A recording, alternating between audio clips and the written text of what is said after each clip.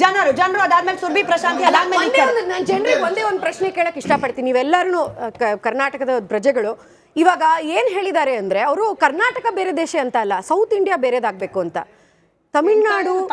ತಮಿಳ್ನಾಡು ಜೊತೆಗೆ ನಾವು ಕಾವೇರಿಗೆ ಇವಾಗ ಏನು ಸಿದ್ದರಾಮಯ್ಯ ಸರ್ಕಾರ ಬಂದಾಗ ಸರಿಗೆ ಹೋಗಿ ಕೇಳಕ್ ಆಗ್ಲಿಲ್ಲ. ತೆಲಂಗಾಣ ಆಂಧ್ರ ಪ್ರದೇಶದ ಬೇರೆ ಒಂದು ಇದಿದೆ.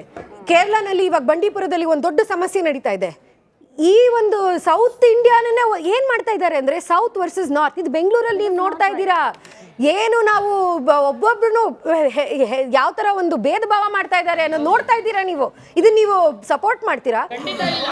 ನಾಳೆ ತಮಿಳ್ನಾಡು ಜೊತೆಗೆ ನಾವು ಒಂದು ದೇಶ ಆಗಿದ್ರೆ ನೀವು ಸಪೋರ್ಟ್ ಮಾಡ್ತೀರಾ? ಒಂದ್ ನಿಮಿಷ ಈ ತರ ಸೌತ್ ದೇಶ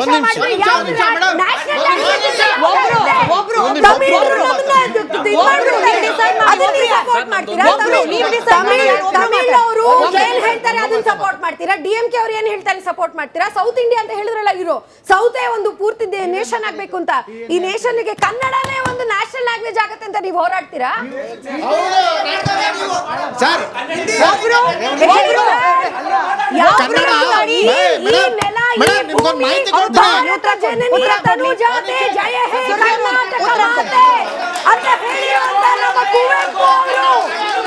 ಭಾರತ ಜನನಿ ನಾವು, ಅದು ಕರ್ನಾಟಕದಿಂದ ಹೋರಾಟ ಮಾಡಿರೋದು. ಹೆಮ್ಮೆಯಿಂದ ಕನ್ನಡಿಗರು, ಹೆಮ್ಮೆಯಿಂದ ಭಾರತೀಯರು ಅಂತ ಹೇಳ್ಕೊಳ್ಬೇಕು. Prashanti iron man of India, iron man of India ಅಂತ ಕರ್ಸ್ಕೊಂಡಿದ್ ಯಾರು?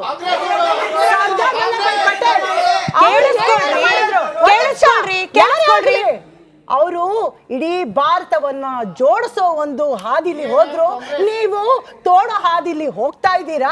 ಅವ್ರಿಗೆ ನೀವು ಕಾಂಗ್ರೆಸ್ ಅಂತೀರಿ. ಯಾರು ಜೋಡಿಸ್ತಾರೋ ನಮ್ಮ ಭಾವನೆಗಳನ್ನ, ನಮ್ಮ ಮನಸ್ಸುಗಳನ್ನ, ನಮ್ಮ ರಾಜ್ಯಗಳನ್ನ ಜೋಡಿಸೋರೇ ರೀ ಗ್ರೇಟ್ ಲೀಡರು. ಡಿ.ಕೆ. ಸುರೇಶ್ ಅವರಿಗೆ ಗ್ರೇಟ್ ಲೀಡರ್ ಅನ್ಬೇಕಾ? ಕನ್ನಡ ಪರದವರೆಲ್ಲ ನೀವು ಅವರಿಗೆ ಸರಿ ಮಾಡ್ತಾ ಇದ್ದಾರೆ ಅಂತ ಹೇಳಿದ್ರೆ ನಾಳೆ ಇದಕ್ಕಿಂತ ಕರಾಳ ದಿನ, ದೇಶ ವಿಭಜನೆಗೆ ಮೇನ್ ಯಾರು?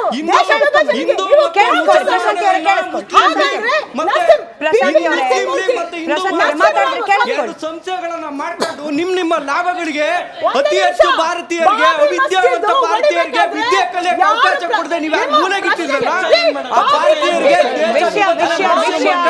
ದೇಶ ವಿಭಜನೆ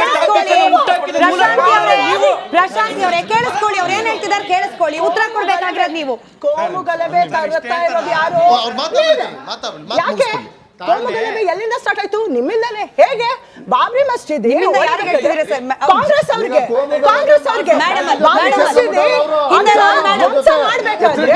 ಪ್ರಧಾನಮಂತ್ರಿ ಯಾರಿದ್ರು?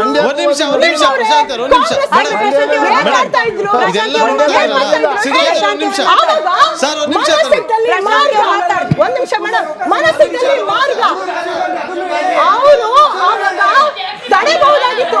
ಯಾಕೆ ತಡೆಯಲಿಲ್ಲ? ಪ್ರಶಾಂತ್ ಒಂದು ನಿಮಿಷ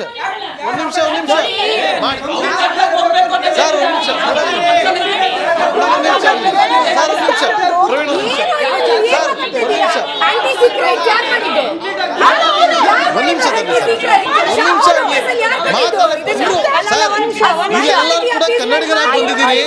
ನಾವೆಲ್ಲರೂ ಕೂಡ ಕನ್ನಡಿಗರು. ಕನ್ನಡಕ್ಕಾಗ್ತಾ ಇರುವಂತ ಕನ್ನಡಿಗರಾಗ್ತಾ ಇರುವಂತ ಅನ್ಯಾಯದ ಬಗ್ಗೆ ಮಾತಾಡೋಣ. ಚರ್ಚೆ ಒಂದು ಸ್ಪಷ್ಟ, ಒಂದ್ ನಿಮಿಷ ಸರ್, ಮಿಸ್ಟರ್, ಒಂದು ಸ್ಪಷ್ಟ ಸಂದೇಶವನ್ನ ರವಾನೆ ಮಾಡಿ ಚರ್ಚೆ ಮೂಲಕ. ಅದು ಬಿಟ್ಟು ಜಗಳ ಆಡ್ಕೊಂಡು ಕೂತ್ರೆ ಯಾರಿಗೂ ಗೊತ್ತಾಗೋದಿಲ್ಲ, ಯಾರಿಗೇನು ಅರ್ಥನೂ ಆಗೋದಿಲ್ಲ. ಯಾರಿಗೂ ಮಾತಾಡಕ್ ಇಷ್ಟ ಇಲ್ಲ, ಜಗಳನೇ ಮಾಡ್ಬೇಕು ಅಂತ ಬಂದಿದ್ರೆ ಅವ್ರಿಗೆ ಯಾರಿಗೂ ಮಾತಾಡಕ್ ಇಷ್ಟ ಇಲ್ಲ, ಮೈಕ್ ಕೊಡೋ ಅವಶ್ಯಕತೆ ಇಲ್ಲ. ಬಂದ್ಬಿಡಿ, ನೀವು ಡಿಸೈಡ್ ಮಾಡಿ ಮಾತಾಡಕ್ ಬಂದಿದ್ದೀರೋ ಬಂದಿದ್ದೀರೋ ಅಂತ ನೋಡಿ. ಚರ್ಚೆ ವಿಷಯಕ್ಕೆ ಬಿಟ್ಟು ಎಲ್ರಿಗೂ ಅವಕಾಶ ಕೊಡ್ತೀವಿ, ಎಲ್ರೂ ಮಾತಾಡಿ.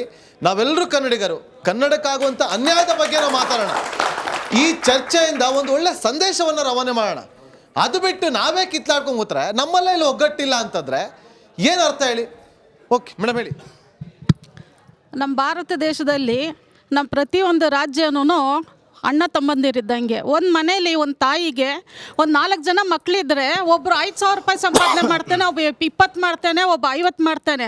ಹಾಗಂತ 50,000 ಸಂಪಾದನೆ ಮಾಡೋನಿಗೆ ತಾಯಿ ಯಾವುದವಳು ಹೋಳಿಗೆ ಊಟ ಹಾಕೋದು, 5,000 ಸಂಪಾದನೆ ಮಾಡೋನಿಗೆ ಒಂದು ಚಿತ್ರಾನ್ನ ಹಾಕೋದಿಲ್ಲ. ಯಾರಿಗೇನು ಅವಶ್ಯಕತೆ ಇದೆಯೋ ಅದನ್ನು ದಯವಿಟ್ಟು ಮಾತಾಡಬೇಡಿ, ಅದನ್ನ ಸರಿಯಾಗಿ ಮಾಡ್ಕೊಂಡು ಹೋಗ್ತಾರಲ್ಲ, ಇದೇ ನಿಜವಾದ ಆಡಳಿತ. ಇದನ್ನ ಒಪ್ಕೋಬೇಕು. ನಿಮ್ಗೆ ಅನುದಾನ ಬಂದಿಲ್ಲ, ಮೋಸ ಆಗಿದೆ ಅಂದ್ರೆ ಅದನ್ನ ಕೇಳ್ರಿ. ಅದು ಬಿಟ್ಬಿಟ್ಟು ದೇಶ ವಿಭಜನೆ ಆಗೋದು ಬಗ್ಗೆ ಮಾತಾಡೋದಕ್ಕೆ ಯಾರಿಗೂ ಅಧಿಕಾರ ಇಲ್ಲ. ಸತೀಶ್ ಅವರಾದ್ಮೇಲೆ ಪ್ರಶಾಂತಿ ಅವರು. ಅದ್ಭುತವಾದಂತಹ ಒಂದು ಉದಾಹರಣೆಯನ್ನ ಕೊಟ್ಟರು ಮೇಡಮ್ ಅವರು. ಖಂಡಿತ ಧನ್ಯವಾದಗಳು ಮೇಡಮ್ ನಿಮ್ಗೆ. ಎಸ್, ಒಂದು ಮನೆ ಅಂದಮೇಲೆ ಒಂದು ಮನೆಯಲ್ಲಿ 5 ಜನ ಇದ್ದಾರೆ ಅಂದಮೇಲೆ 5 ಜನರಲ್ಲಿ ಒಬ್ಬರಿಗೆ ಅನ್ಯಾಯ ಆದಾಗ ನಾನು ಮನೆ ಬಿಟ್ಟು ಹೋಗ್ತೀನಿ ಅಂತ ಅಂದಾಗ ಹಿರಿಯರಾದಂಥವ್ರು ಕೂರಿಸಿ ಯಾಕೆ ಹೋಗ್ತಾ ಇದೀಯ ಅಂತ ಕೇಳುವಂತ ಸಂಸ್ಕೃತಿ ಭಾರತದ್ದೇ ಹೊರತು ನೀನು ಮನೆ ಬಿಟ್ಟು ಹೋಗು ಅನ್ನುವಂಥ ಸಂಸ್ಕೃತಿ ಅಲ್ಲ. ಹಾಗಾಗಿ ಇಡೀ ದೇಶದ ಇಡೀ ಜಗತ್ತಿನ ಇಡೀ ಜಗತ್ತಿನ ಸಮಸ್ಯೆಗಳನ್ನು ಬಗೆಹರಿಸುವಂತ ಶಕ್ತಿ ಇದೆ, ಇರಾನ್ ಸಮಸ್ಯೆಯನ್ನು ಬಗೆಹರಿಸುವಂತ ಶಕ್ತಿ ಇದೆ, ಖಂಡಿತ ಇದೆ ಅನ್ನೋದಾದ್ರೆ ಕರ್ನಾಟಕಕ್ಕೆ ಆಗುವಂತ ಅನ್ಯಾಯ, ತಮಿಳುನಾಡಿಗೆ ಆಗುವಂತ ಅನ್ಯಾಯ, ಇನ್ನೊಂದು ರಾಜ್ಯಕ್ಕೆ ಆಗುವಂತ ಅನ್ಯಾಯವನ್ನು ಸಿಎಂ ಗಳನ್ನ ಕಳಿಸಿ ಆ ಮನೆಯ ಒಡೆಯ ಆಗಿರ್ತಂತನ್ನು ಎಲ್ಲವನ್ನು ಸರಿ ಮಾಡಕ್ಕೆ ಹೊರತು ನೀನು ಮನೆ ಬಿಟ್ಟು ಹೋಗುವಂತ ಇದು ಈ ದೇಶದ ಸಂಸ್ಕೃತಿ ಅನ್ನುವಂಥದ್ದನ್ನ ಬಿಜೆಪಿ ಅರ್ಥ ಮಾಡ್ತಾರೆ. ಅದನ್ನು ಸೇರಿಸಿ ಉತ್ತರ ಕೊಡಿರಂತೆ. ನಿರ್ಮಲಾ ಸೀತಾರಾಮನ್ ಅವರನ್ನ ಆಯ್ಕೆ ಮಾಡಿ ಕಳಿಸಿರೋದು ನಾವು ಎಕ್ಸ್ಪೆಕ್ಟೇಷನ್ ಇರಬಾರ್ದ? ನಮ್ಮ ರಾಜ್ಯದ ಪರಿಸ್ಥಿತಿ ನೋಡ್ಬಿಟ್ಟು ಬಜೆಟ್ ಅಲ್ಲಿ ಒಂದ್ ಚೂರಾದ್ರು ಗೊತ್ತಿರ್ಬೋದು ಎಷ್ಟು ಸರಿ ಮೀಟಿಂಗ್ ಕೇಳಿದಾರೆ, ಎಷ್ಟು ಸರಿ ಮೀಟಿಂಗ್ ಕೊಟ್ಟಿಲ್ಲ ಅಂತ. ಯಾಕಂದ್ರೆ ಸಿದ್ದರಾಮಯ್ಯನವರು ಹೋಗಿದ್ರು, ಅದು ಲಕ್ಸುರಿ ಪ್ಲೇನ್ ನೀವೇ ಮಾತನಾಡ್ಬೇಕು.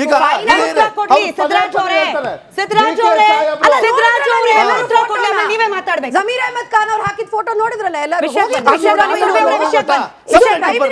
ಮೀಟ್ ಮಾಡಕ್ ಹೋಗಿದ್ರು ಪ್ರಧಾನ ಮಂತ್ರಿ ಅವ್ರನ್ನ, ನಿರ್ಮಲಾ ಸೀತಾರಾಮನ್ ಮೀಟ್ ಮಾಡಿದ್ರು. ಫೈನಾನ್ಸ್ ಕಮಿಷನ್ ಗೆ ಕೃಷ್ಣ ಬೈರೇಗೌಡರು ಎಲ್ಲರೂ ಒಂದು ಕಮಿಟಿ ಮಾಡ್ತಾ ಇದ್ದಾರೆ. ಫೈನಾನ್ಸ್ ಕಮಿಷನ್ಗೆ ಹೋಗಿ ಇದು ಅನ್ಯಾಯನ ಹೇಗೆ ಸರಿ ಮಾಡೋದು ನೀವು ಹೇಳ್ತಿರೋದನ್ನ ಅಂತ.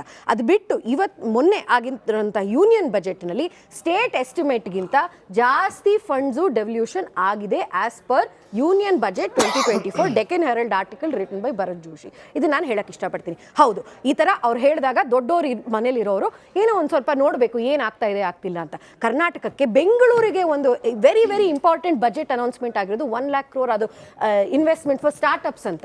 ಅದನ್ನು ನೋಡ್ಕೊಳ್ಳಿ. ಸ್ಟಾರ್ಟ್ಅಪ್ ಕ್ಯಾಪಿಟಲ್ ಅಂತ ಎಲ್ಲಿ ದೇಶಾದ್ಯಂತ ಅಲ್ಲ, ಅದು ವಿಶ್ವಾದ್ಯಂತ ನಾವು ಹೇಳ್ಕೊಂಡು ಬರ್ತಾ ಇದೀವಿ ನಮ್ಮ ಬೆಂಗಳೂರು ಇವತ್ತು ಅಂತ. ಒಂದ್ಸೆಗೆ ನಾನು ಮುಗಿಸ್ಬಿಡ್ತೀನಿ ದಯವಿಟ್ಟು. ಈ ತರ ಒಂದು ನೀವು ಹೇಳಿದ್ very right ma'am. Nirmala Sitharaman ಅವರು ನಮ್ಮ ರಾಜ್ಯವನ್ನು ರೆಪ್ರೆಸೆಂಟ್ ಮಾಡ್ತಿದ್ದಾರೆ. ಅವರು ಯಾವಾಗ ಆಡಿಯನ್ಸ್ ಕೊಟ್ಟಿಲ್ಲ, ಯಾವಾಗ ಇದನ್ನ ಸರಿ ಮಾಡ್ತೀನಿ ಅಂತ ಹೇಳಿಲ್ಲ. ಈ ಒಂದು ಫೈನಾನ್ಸ್ ಕಮಿಷನ್ಗೆ ಕಮಿಟಿ ಮಾಡಿದಲ್ಲ ಕೃಷ್ಣ ಬೈರೇಗೌಡರು ಸಿದ್ದರಾಮಯ್ಯನವರು, ಅದಕ್ಕೆ ನೆಕ್ಸ್ಟ್ ಸ್ಟೆಪ್ಸ್ ಆಗುತ್ತೆ ಅಂತ ಒಂದು ಕನ್ಸ್ಟ್ರಕ್ಟಿವ್ ಆಗಿ ಮಾತಾಡೋಣ ನಾವು. ಯಾವ ಫೈನಾನ್ಸ್ ಕಮಿಷನ್ ಯಾವುದೇ ಸರ್ಕಾರದ ಬಾಡಿ ಅಲ್ಲ, ಅದನ್ನ ನಾವು ಅರ್ಥ ಮಾಡ್ಕೋಬೇಕು. ನನಗೂ ಅದು ಅರ್ಥ ಆಗ್ಬೇಕು, ನಿಮ್ಗೂ ಅರ್ಥ ಆಗ್ಬೇಕು. ಎಷ್ಟು ರಾಜ್ಯಗಳಿವೆ ಈ ಫೈನಾನ್ಸ್ ಅನ್ನೋದು? ಪ್ರತಿಯೊಂದು ರಾಜ್ಯಗಳು ಒಬ್ರು ಬಡವರು ಇನ್ನೊಬ್ರು ಶ್ರೀಮಂತರು ಇರೋದಂಥದ್ದಕ್ಕೆಲ್ಲ ಇರೋದು. ನಾವು ಎಲ್ಲರಿಗೂ ಈಕ್ವಲ್ ಆಗಿ ಡಿಸ್ಟ್ರಿಬ್ಯೂಟ್ ಮಾಡಬೇಕು. ದಟ್ ಈಸ್ ವಾಟ್ ಎಕ್ಸಾಕ್ಟ್ಲಿ ಅದು ಭಾರತವನ್ನು ಮಾಡುತ್ತೆ. ಪ್ರತಿಯೊಬ್ರು ಇಲ್ಲಿ ಬಡವರೇ ಇದ್ಬಿಟ್ಟಿದ್ದಾರೆ, ಇಲ್ಲಿ ಶ್ರೀಮಂತರೇ ಇದ್ಬಿಟ್ಟಿದ್ದಾರೆ ಅನ್ನೋದಲ್ಲ, ಪಾಪ ಎಲ್ಲ ಕಡೆ ಡಿಸ್ಟ್ರಿಬ್ಯೂಟ್ ಮಾಡ್ತಾ ಇದ್ದಾರೆ. ಅಂಡ್ ಪ್ರಾಬ್ಲಮ್ ಇದ್ರೆ ದಯವಿಟ್ಟು ನೀವು ಚರ್ಚೆ ಮಾಡಿ. ನೀವು ಅದು ನೀವು ಕಾಂಗ್ರೆಸ್ ಅವರಿಗೆ ಕೇಳಬೇಕು ಆ ಪ್ರಶ್ನೆ. ಕಾಂಗ್ರೆಸ್ ಅವರಿಗೆ ಕೇಳಬೇಕು.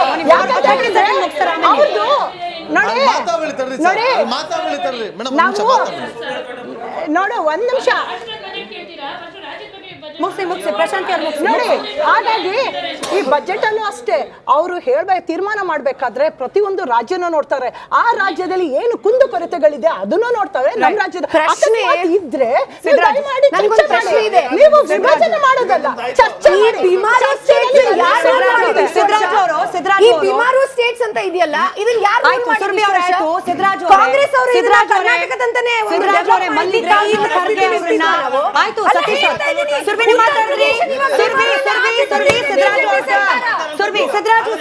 ಆಯ್ತು ಸತೀಶ್ ಅವರೇ, ಸಿದ್ದರಾಜು ಅವರೇ ಮಲ್ಲಿಕಾರ್ಜುನ್ ಖರ್ಗೆ ಅವರು AICC ಪ್ರೆಸಿಡೆಂಟ್, ಹಾಗೆ ನಮ್ಮ ರಾಜ್ಯವನ್ನೂ ಕೂಡ ಅವರು ಪ್ರತಿನಿಧಿಸ್ತಾ ಇದ್ದಾರೆ, ಅಸೆಂಬ್ಲಿಯಲ್ಲಿದ್ದಾರೆ. ಎಷ್ಟು